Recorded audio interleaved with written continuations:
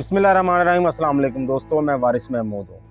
एक तंदूर वाला था जो 16 रुपए की रोटी बेचता था, जो ओवर बिलिंग की वजह से रोटी के रेट को बढ़ा देता था, थोड़ा इजाफा करता था, जो बादशाह की इजाज़त के बगैर कोई भी उस रोटी की कीमत नहीं बढ़ा सकता था।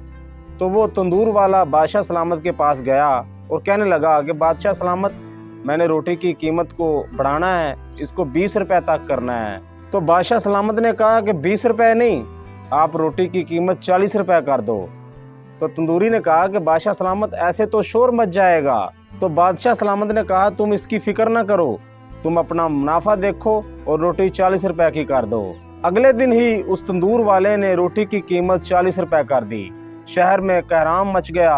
लोग बादशाह के पास आए और शिकायत की कि तंदूर वाला जुल्म कर रहा है और 40 रुपए की रोटी बेच रहा है। तो बादशाह ने अपने सिक्योरिटी वालों को कहा कि तंदूरी को फौरन ही मेरे महल में पेश करो। वो जैसे ही बादशाह के महल में पेश हुआ तो बादशाह ने उसे गुस्से से कहा, तुमने मेरे पूछे बगैर कीमत कैसे बढ़ा दी? ये रियाया मेरी है, लोगों को भूखा मारोगे क्या?